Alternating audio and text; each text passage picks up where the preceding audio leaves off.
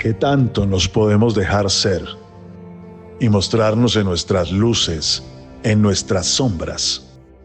¿O vivimos con miedo? Solo aquel que puede ser en el mundo sabe la profunda libertad que se experimenta.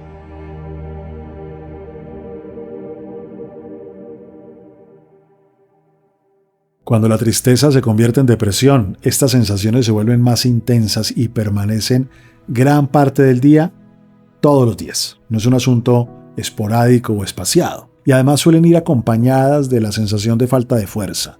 Nos sentimos cansados, como si quizás las piernas no pudiesen sostenernos. Como que soportar la vida es difícil. Sentimos que nos puede rebasar y hasta físicamente llegamos a experimentar dolor.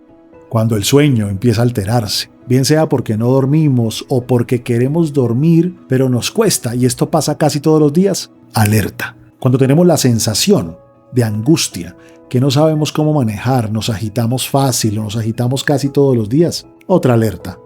Es posible que un problema de tiroides traiga como consecuencia algunas de estas sensaciones. Es posible que un problema de prolactina traiga este tipo de sensaciones. ¿Y cómo se resuelven estos problemas? Con el manejo biológico adecuado. Hay depresiones que tienen que ver más con el cuerpo. Por ello, cuando no hay antecedentes de algo que justifique la tristeza, cuando no hay eventos que nos puedan explicar la razón por la cual nos estamos sintiendo tristes, cuando no hay historias familiares de depresión o se están usando drogas, es posible que este desajuste que vivimos sea más biológico y lo que necesitamos sea una asistencia médica. Hola, bienvenidos y bienvenidas nuevamente a su podcast Ad Propositum, en donde nos encontramos a reflexionar sobre aquellos temas que nutren la vida.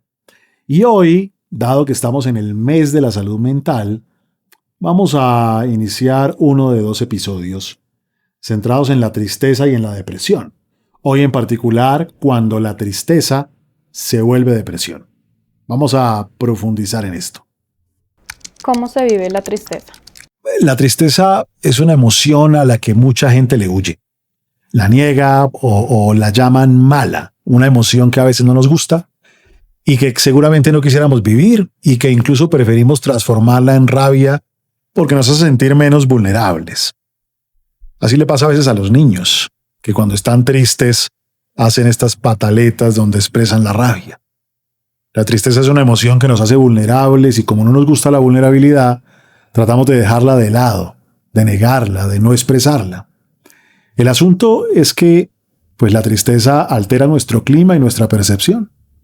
Y quizás los poetas lo explicaban mejor, pues cuando alguien está triste, usamos un lenguaje más del corazón, un lenguaje de la vivencia, no un lenguaje tan racional, aunque es comprensible para todo ser humano.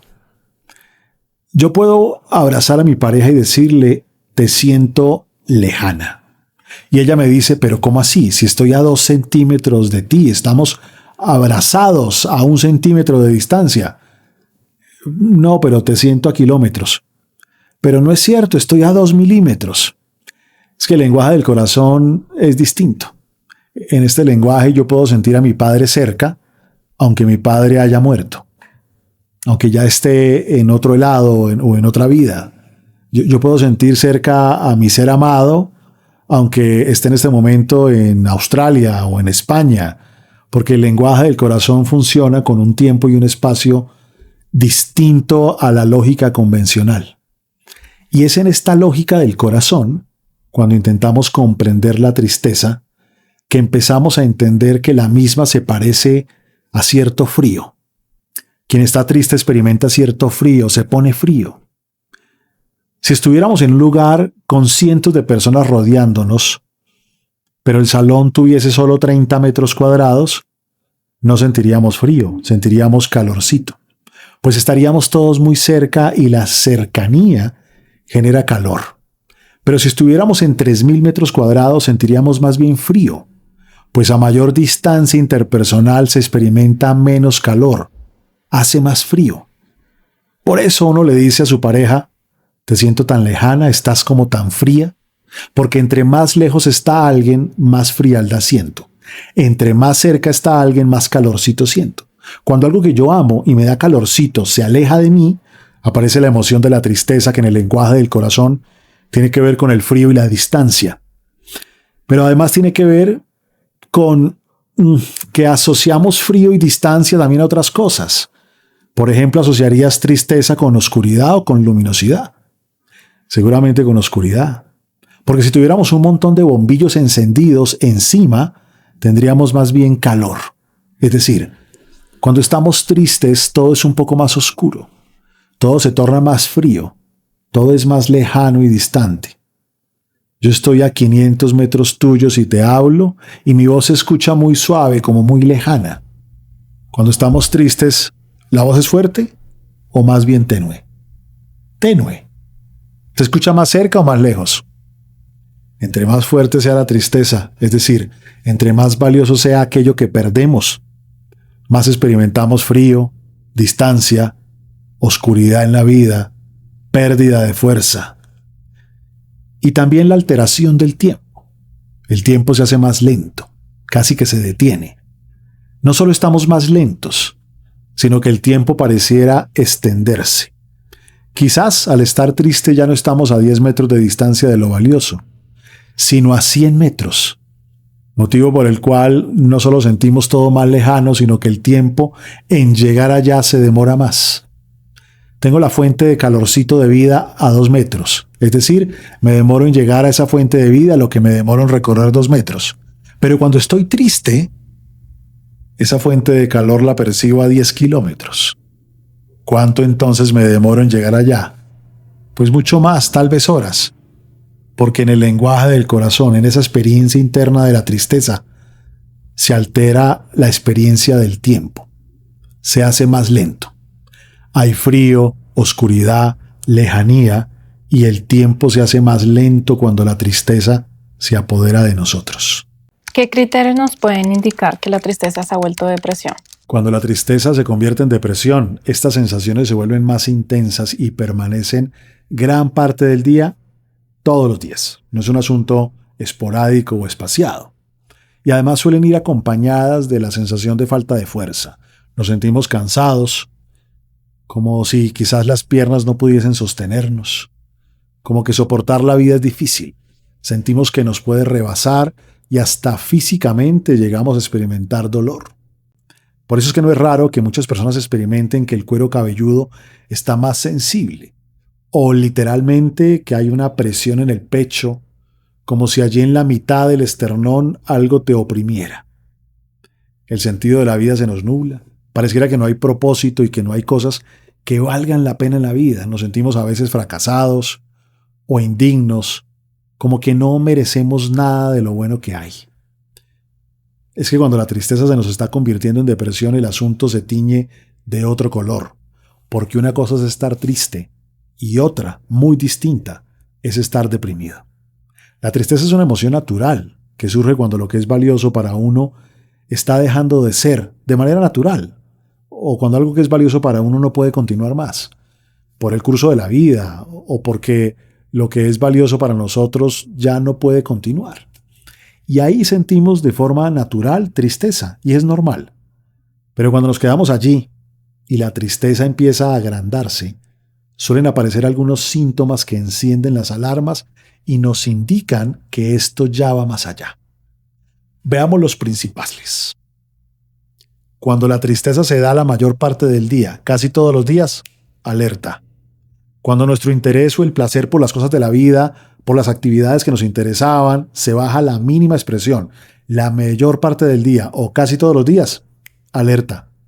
Cuando empezamos a perder peso o aumentar peso sin razón o sin esfuerzo alguno, alerta.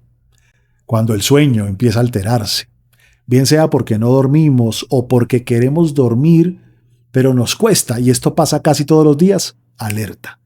Cuando tenemos la sensación de angustia, que no sabemos cómo manejar, nos agitamos fácil o nos agitamos casi todos los días, otra alerta.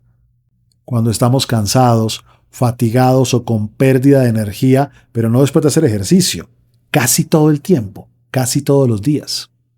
Cuando la sensación de culpa o de inutilidad está allí atrás, a veces por cualquier cosa o por cosas que no tienen nada que ver con nosotros. Alerta.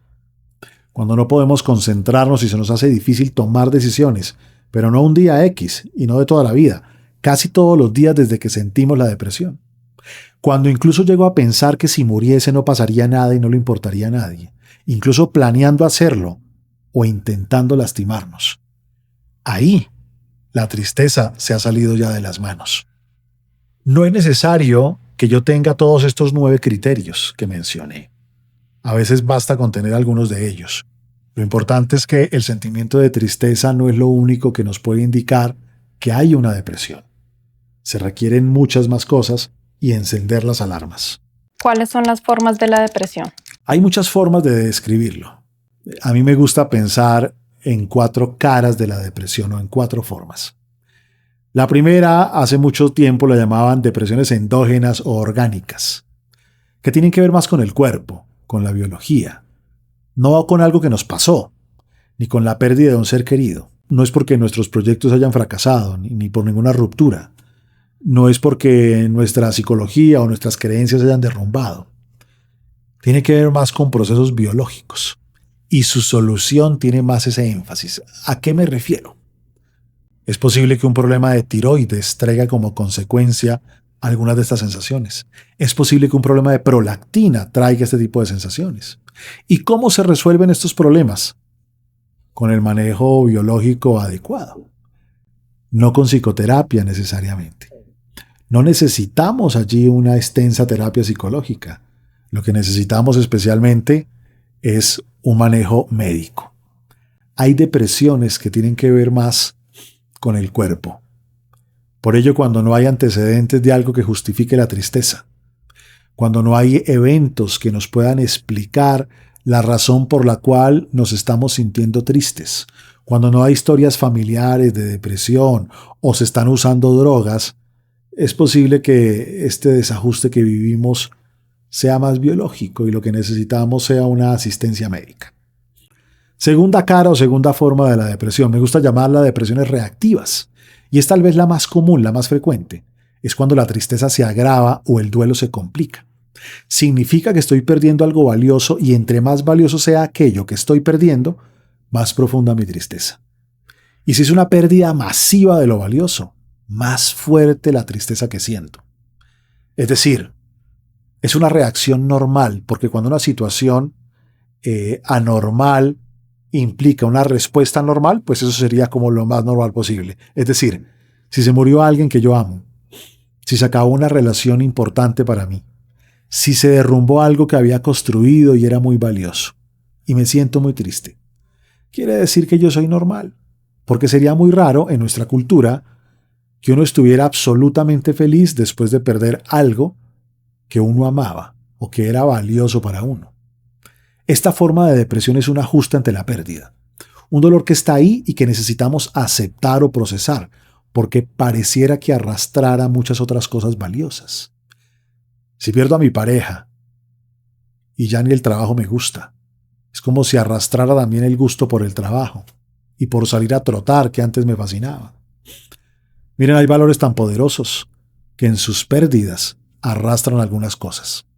Muchas de estas depresiones se dan porque sobrevaloramos algunas cosas y pensamos, fruto de nuestras creencias, que sin esta persona o sin este trabajo no podemos vivir.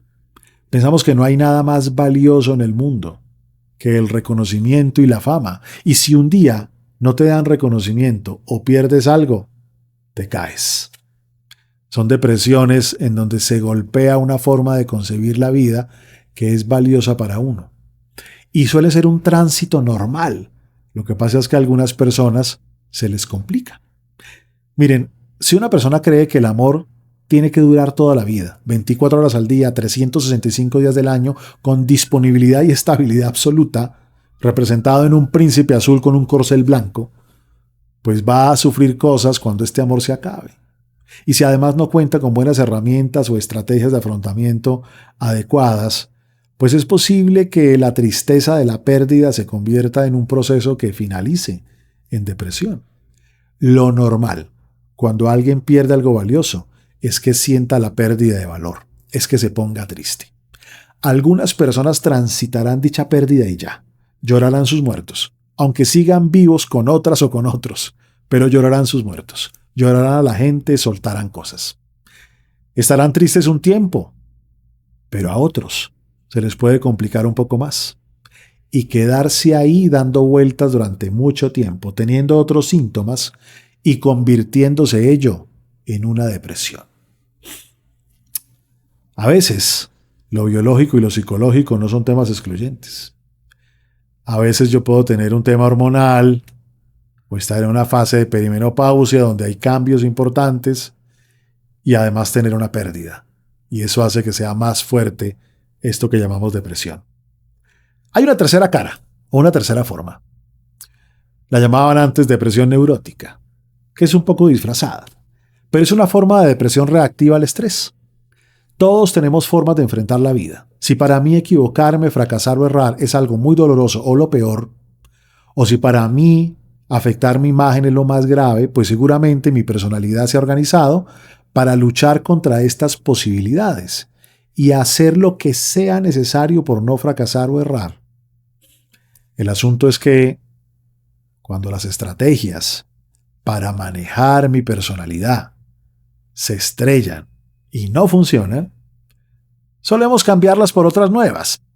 Pero muchas veces yo sigo ahí y lucho y no funciona, y huyo y no da resultado, y me quedo ahí sin estrategias y entonces me caigo, me deprimo. Huimos o luchamos contra las amenazas de la vida. Si huir o luchar no funcionan, me entrego a la amenaza. Me hago el muerto, caigo en indefensión, me deprimo. Sea mi personalidad la que sea, si mis estrategias no funcionan, suelo cambiarlas. Pero si mi personalidad es muy rígida y no logro encontrar nuevas formas de afrontamiento, caigo en el vacío. Cuando una persona dependiente busca aprobación para evitar el malestar del conflicto, pero a pesar de ello no funciona, pues las personas dependientes suelen buscar otras estrategias. Sin embargo, si aún usando otras no funciona, pues termino entregándome a la amenaza. Me caigo. Si mi personalidad tímida trata de evitar la sensación de rechazo y para ello no se expone socialmente o elimina la espontaneidad y a pesar de ello no logra manejar esta sensación de rechazo, entonces se cae, se deprime. La cuarta cara es una que llamamos depresión existencial. Una depresión en la que no has perdido nada y no hay nada que amerite que estés así. Es una depresión que no tiene que ver con un tema biológico, ni con un tema de personalidad, ni con alguna pérdida. Es más bien una depresión en la que no le percibes sentido a tu vida y te preguntas, ¿para dónde voy? ¿Cuál es mi proyecto? ¿Qué podría dotar mi vida de sentido? ¿Dónde está lo valioso a lo que podría yo conectarme? Es una depresión atípica que no tiene los síntomas clásicos que mencionamos antes, porque en ella como que funcionas bien. Duermes, comes, trabajas, pero no le encuentras saborcito a la vida.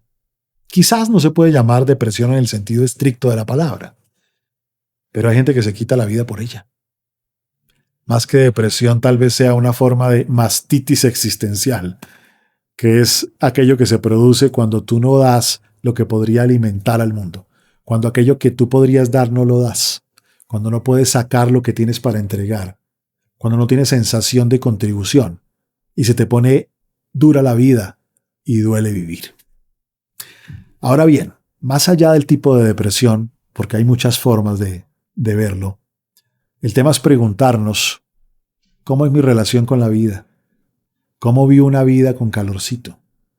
¿Cómo me ponga de novia o de novio con la vida? ¿Es posible que alguien quizás necesite un medicamento para la tiroides? Claro que sí. Es posible que en algunos casos severos de pronto un medicamento le pueda ayudar. Pero en términos generales, ¿cómo puedo yo conectarme? ¿Cómo puedo yo sentir el calorcito de la vida?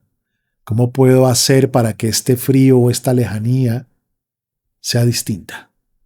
Bien, hemos terminado nuestra primera parte de una serie de 2 episodios acerca de la tristeza. Nos vemos en la próxima edición, donde vamos a hablar de estrategias para gestionarla. Recuerda suscribirte y recomendarle este podcast a quien creas que le puede necesitar. Nos vemos.